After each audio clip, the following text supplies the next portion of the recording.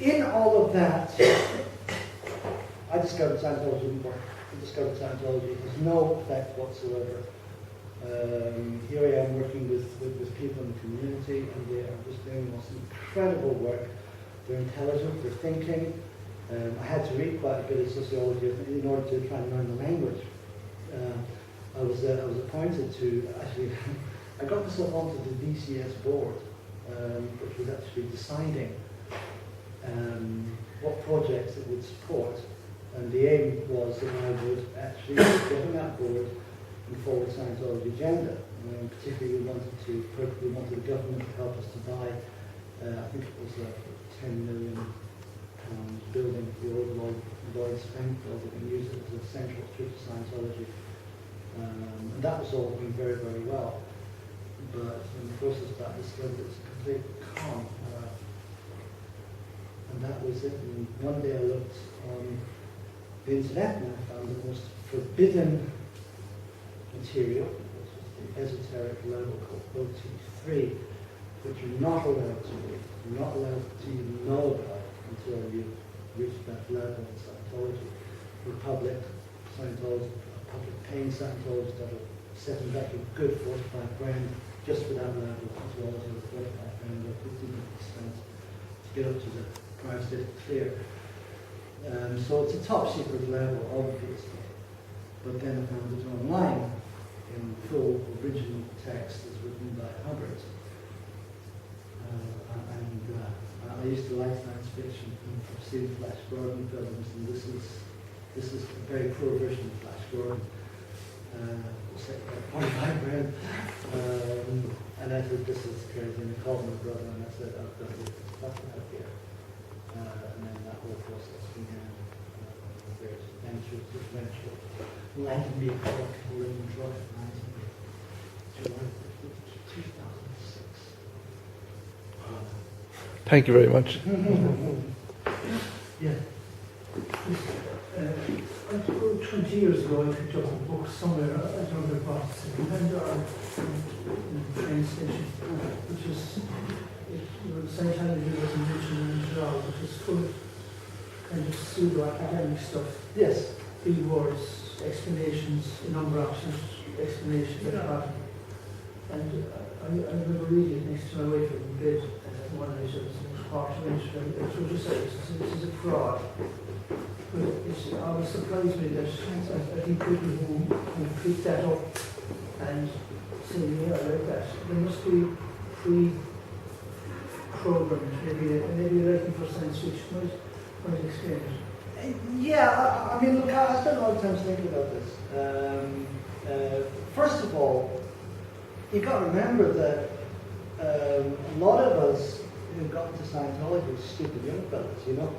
Like guys who back when we were kids, slapped on the head, yeah, to go, you know.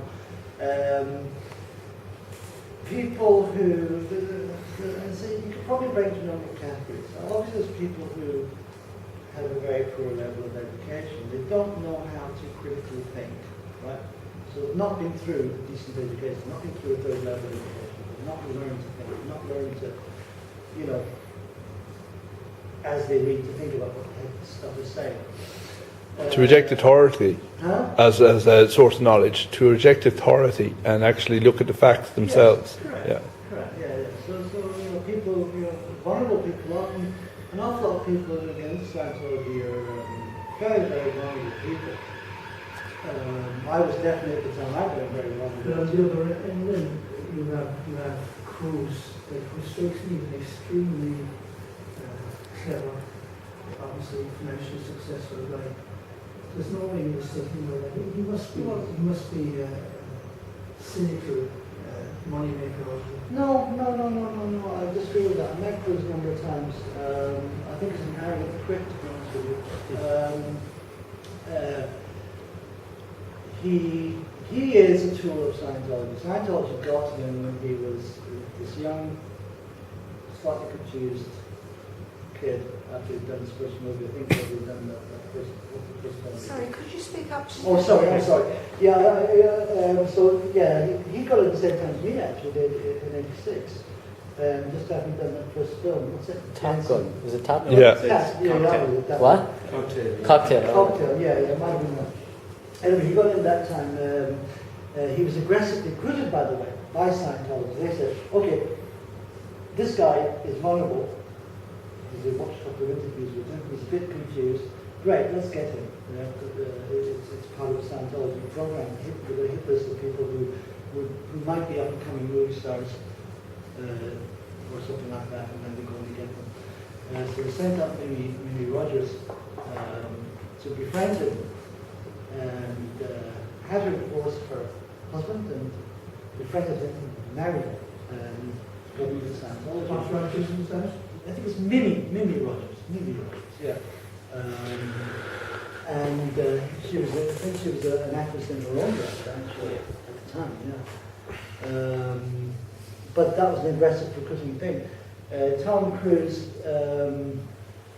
is a deeply conflicted human being, and he remains so today, in fact, despite what we might see on kind of glitzy stuff, which you see on TV, or the openings he did in Dublin for Oblivion and that kind of thing. He's a very, very conflicted guy, he's a very angry guy, he's a very aggressive human being. Now, a lot of that is learned behavior, because the top man in Scientology is an absolute psycho. I mean, and he took Cruise completely under his wing and trained him like a dog, if you like. That's literally what happened, trained him like a dog.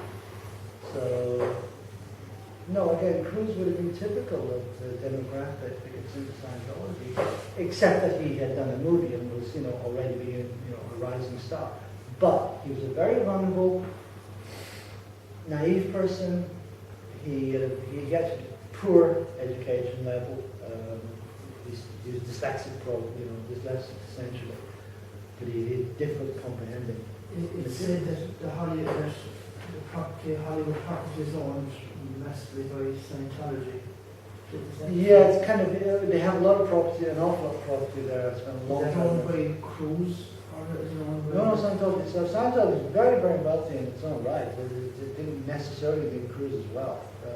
It's hugely wealthy. It's got all kinds. I mean, my God, the amount of time they spent, the lot of, I worked in finance quite a lot, and the amount of dodges and leaving they do to avoid tax, to avoid, to shift money to Cayman Islands and all this kind of stuff. A mate of mine, his job used to be to grab the day's takings or half a week's takings in a suitcase in cash, jump on the Concorde and fly over to Europe and get himself down to Luxembourg and Liechtenstein and stash the money there. Scientology is wealthy. This was Hubbard's one real money. Wasn't that the famous quote, that if you want to make real money, start your own religion? Actually, yeah, that is the quote. If you want to make $1 million, start a religion, that's Hubbard's quote. I wasn't sure whether it was a bit like a legend, like you have with many mythical tales, like you have with Theodore Roosevelt and things like that. You have little stories that crop up. Oh yeah. No, it's true. This has been. Obviously, I've done an awful lot of digging around since it got out. I was aware of that quote before, actually, because Scientology was constantly trying to fight it.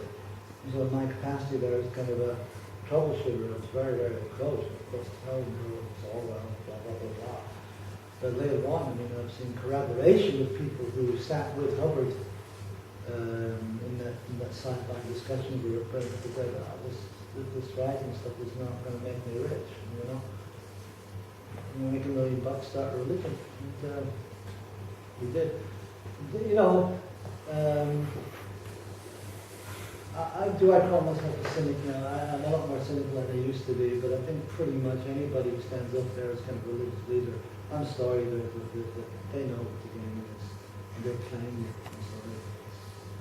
Hubbard was a real card in that sense. My God, he was top of the pack in terms of the. Well, look at Mormons. He was a convicted con man for doing the exact same thing. It's apparent now. What's really interesting, again, this is stuff that fascinates me. I don't have any resolutions, but it does fascinate me. Stand back now and it's transparent. This is calm. I mean, Joseph Smith, I mean, give me a break, you know. And then when you start looking at Hubbard, oh my God, you know what I mean? What's his name? Bhagwan Manashi is another classic. Sorry, who? Bhagwan Ganeshi is another one. The Bhagwan movement? Rajneesh. Rajneesh, yeah. I used to hang out with the Zolda the Buddha nightclub in Stuttgart before I met Scientology. And, you know. Who's he? Sorry, who's this guy? He started, there's a group called the Bhagwans, a cult that was really big. I mean, it was big time back in the 80s, I think. Oh yeah, I was getting mixed up with the Beatles guy. No, yeah. No, this is Bhagwan, or Bhagwan, I don't know how to pronounce it, but it was a big thing. This was kind of, you know, this fantastic book, by the way. One of the things that, one of the many bits of stuff that I read that made me wake up about Scientology was a book called My Life in Orange. Yeah, the name will come back to me in a minute, the author. Fantastically written book about growing up in the Bhagwan Ganeshi cult. Real child, I lived through. Tim Guest. No. I'm just wondering, I'm going on holidays to Canada in August for 2 weeks. Could you give me advice on how to raise £1 million? Start a religion. You would have to burn your soul. You know, you have to turn into a cinder. You have to have no conscience whatsoever of what you're doing. You'll be able to do that, no problem. That's when we develop, we get the social conscience that we, you know. Was there no time at all in the early years when you realised you were actually being brainwashed? About None at all? no. Sorry, I didn't hear the question. Could you repeat the question? Was there no time in the early years when you realised it was being brainwashed? Does that just not come into it at all? You know, put yourself in the shoes of a 14-year-old kid, right? You know, imagine that. Imagine what you can teach a 14-year-old kid to believe, think, or whatever else. Well, I wasn't a 14-year-old kid, but I was certainly as credulous as a 14-year-old kid.